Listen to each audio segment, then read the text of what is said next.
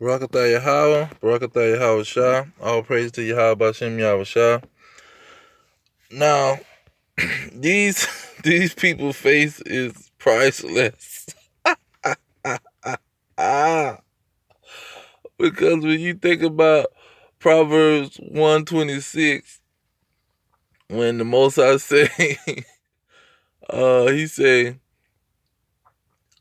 in their calamity will I laugh.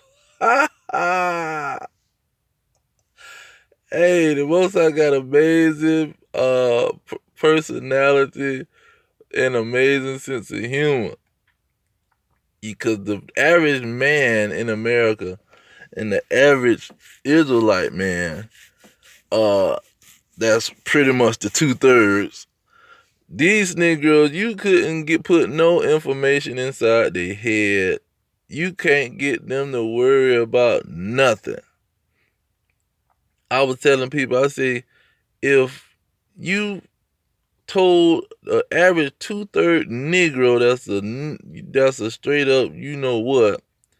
If you told him that it was 10 aliens that landed in Mexico and they showed it on the news last night, they had a spaceships that just was immaculate. This Negro might come back with a statement and say, but but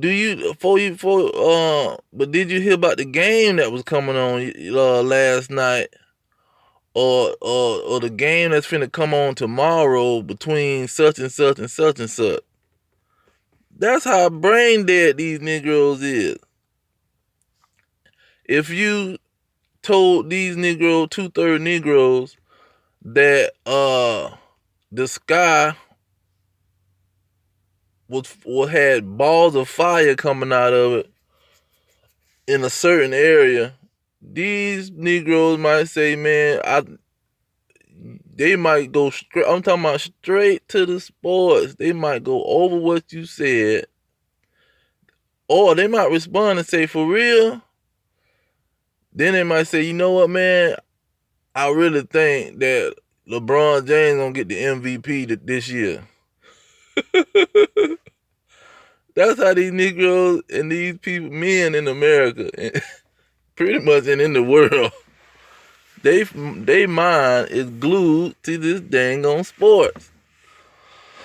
And when you tell them about God, they hear you, but at the same time, they do not hear you. It's all about these sports and these women. If it ain't about a woman, it's about some sports. They might let a little bit of the music entertainment get in there and a couple of movies get in there. But the majority of the time, you see on their social media, only thing they posting is a freaking game. Oh, here goes the Cowboys. The Cowboys gonna win. That's my team. The 49ers, that's my team. You see, that's why the Most High say, in their calamity, I will mock them and I will laugh at they behind. Because the average Negro in America, he don't even know he in captivity. You see, these 2/3 Negroes don't even know they is in captivity and being punished by the Most High. That's how serious the situation is. That's how deep the mind control is on these Negroes. Now, the Most High got to send a plague and pretty much slap these fools in the face a couple times, throw some water in their face, try to wake they behind up. You see?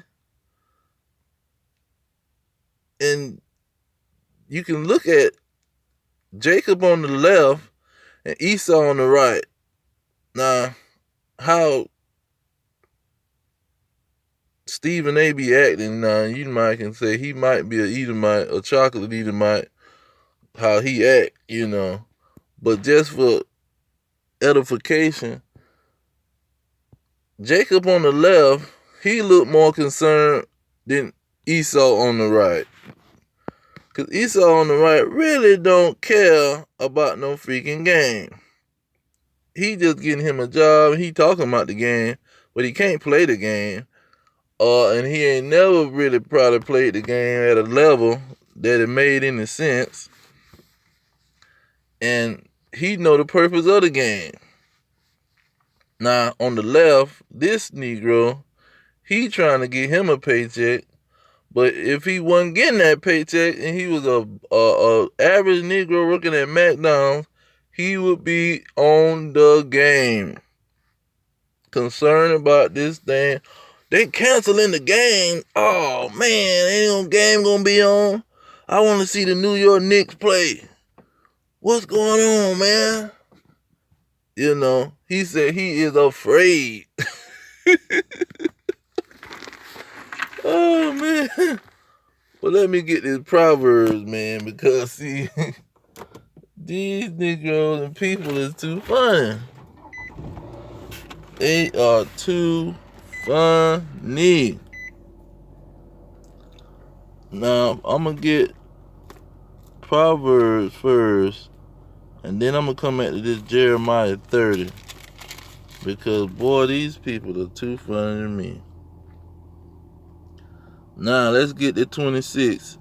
In Proverbs chapter 1, it says, I also will laugh at your calamity, and I will mock when your fear cometh.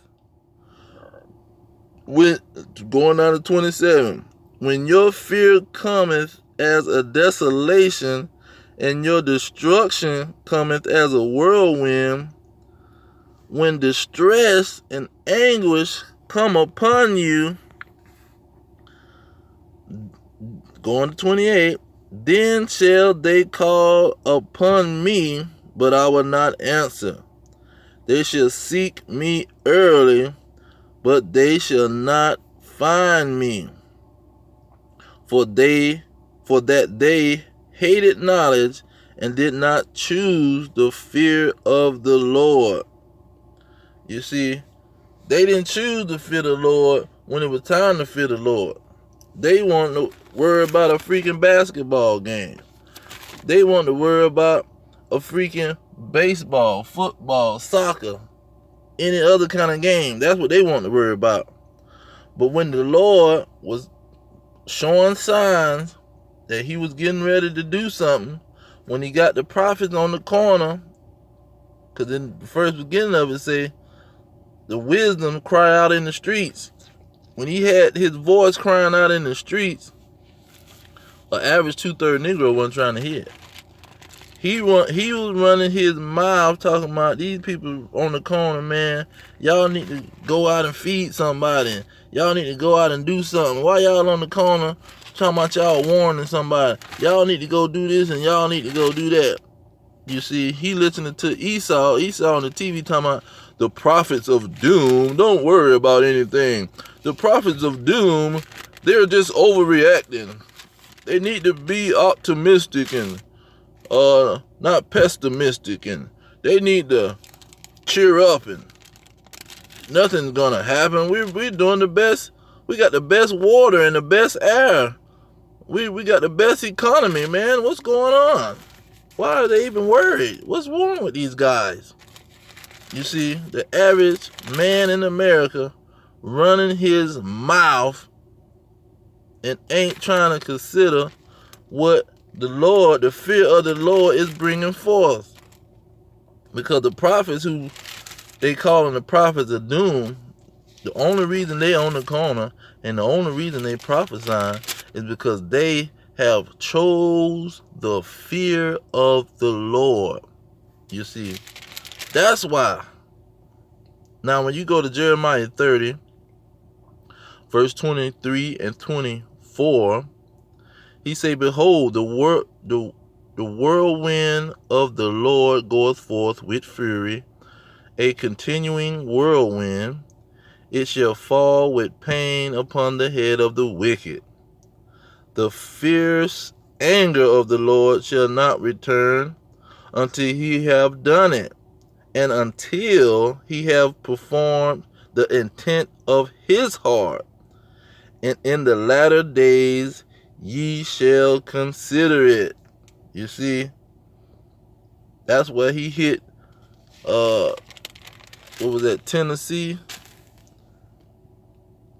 With those tornadoes. Told they behind up.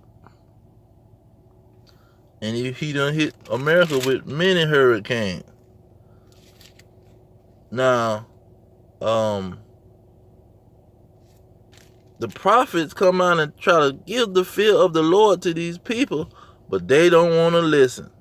Now, when you go to Jeremiah 28:8, it say, the prophets that have been before me and before thee of old prophesied both against many countries and against great kingdoms of war and of evil and of pestilence. Pestilence is the coronavirus. That's what we prophesying and warning people. You have to fear the Lord, because the Lord ain't going to keep playing with you. He's not going to keep letting you do whatever you want to do. You see, because Negroes prideful.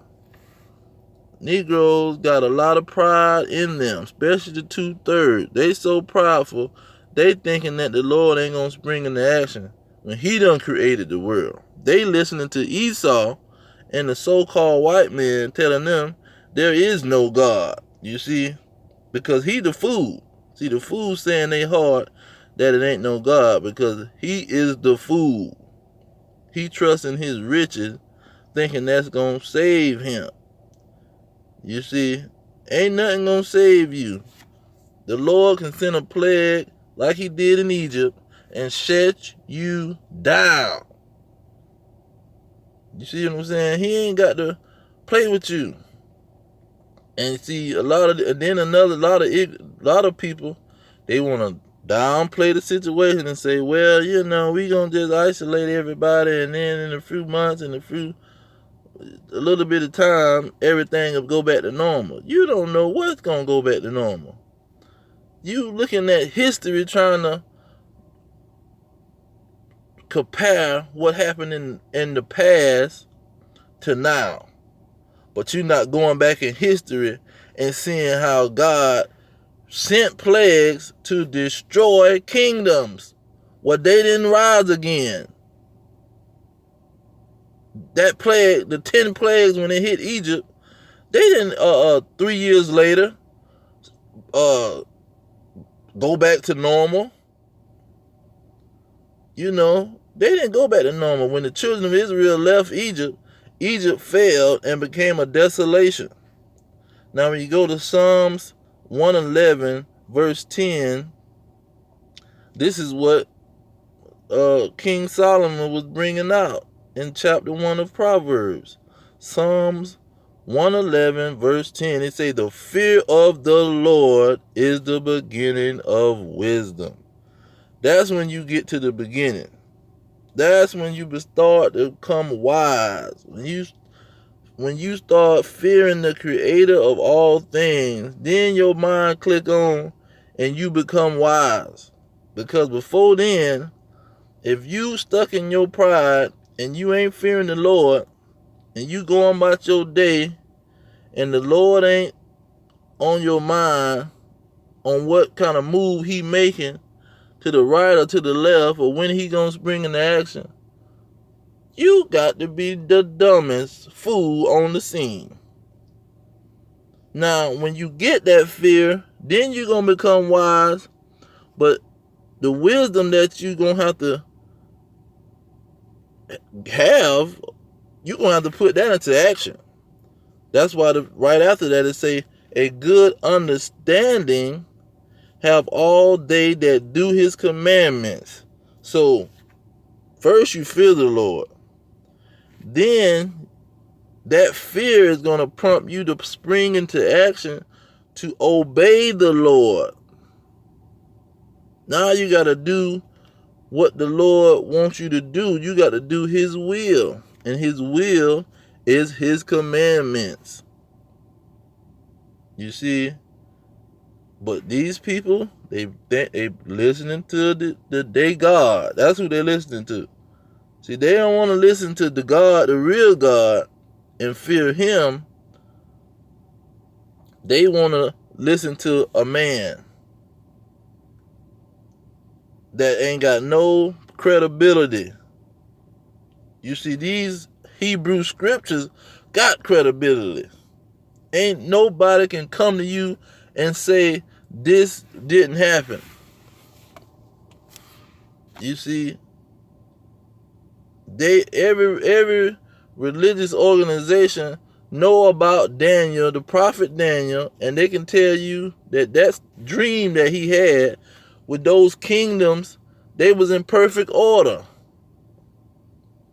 And he was given that dream in the middle of the statue. So you had the feet, you had the waist. No, he was given the dream at the top of the statue, the head. So you had a whole body that had to be formed after he was given the dream. And every part of that body that was formed was a nation. And just like clockwork, that nation came into power. You see, the Babylonians was ruling.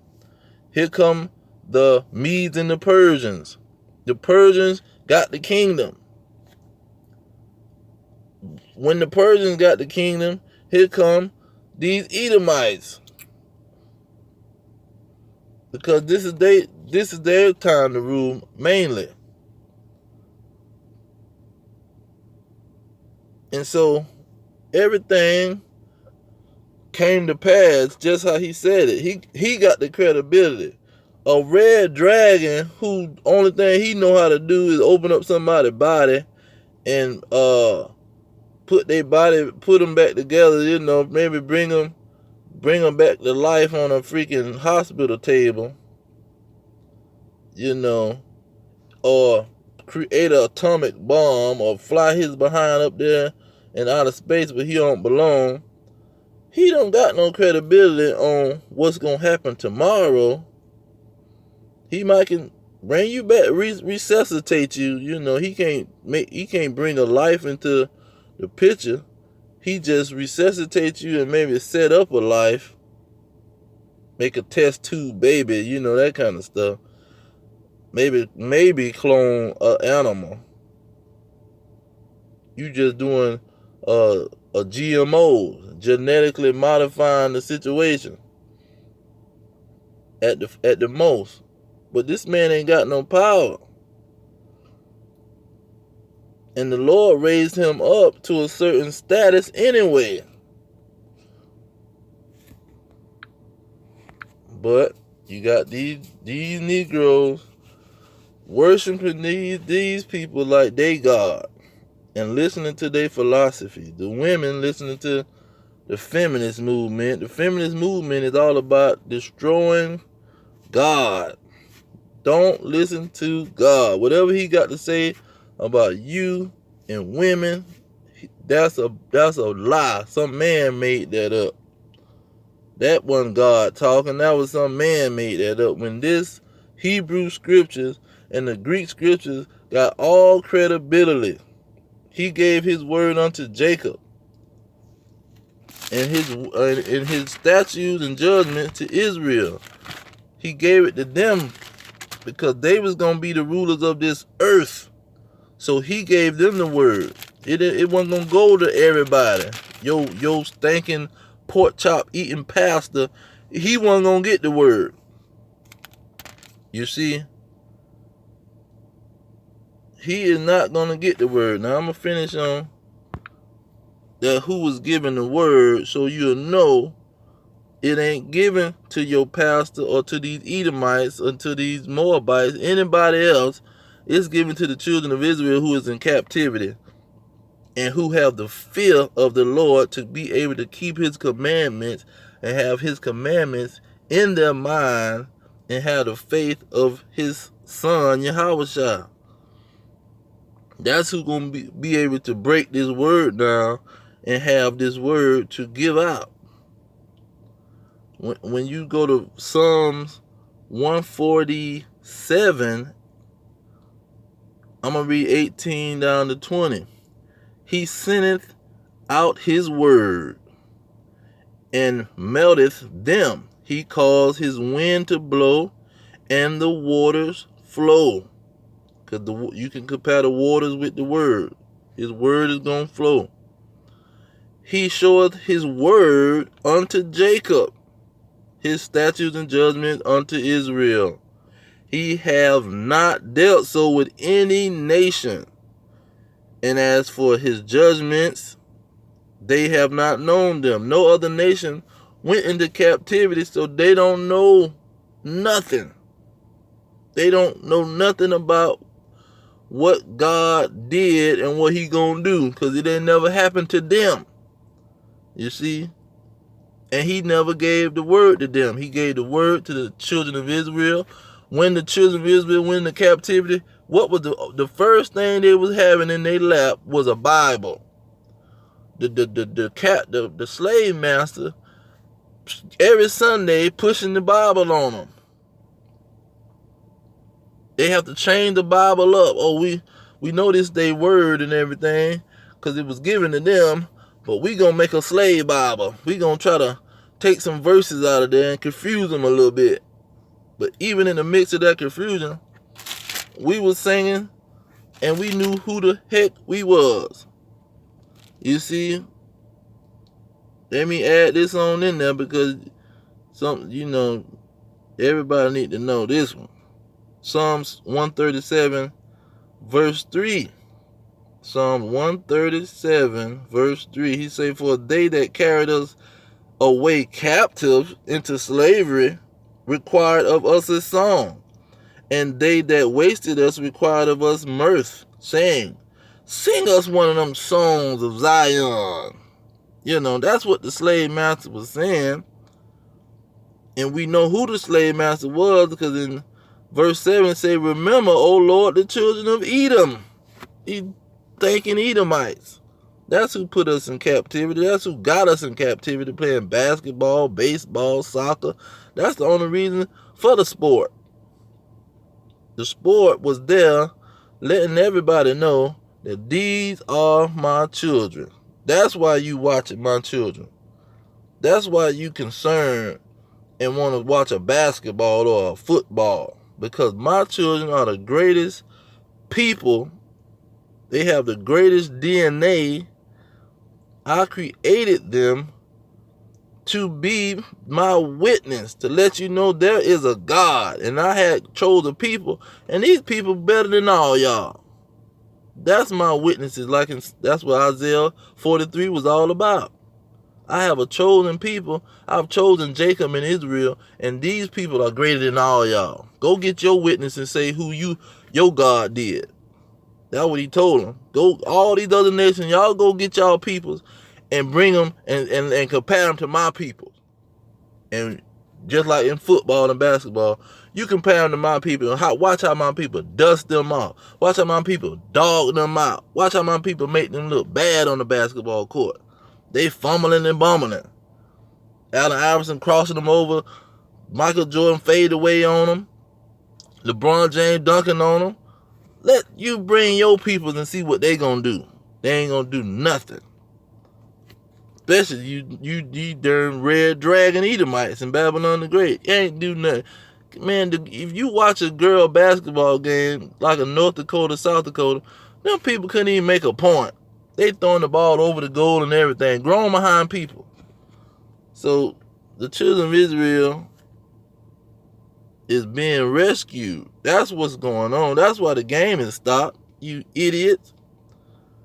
That's why the game is being canceled. Because it's time to cancel all this mess.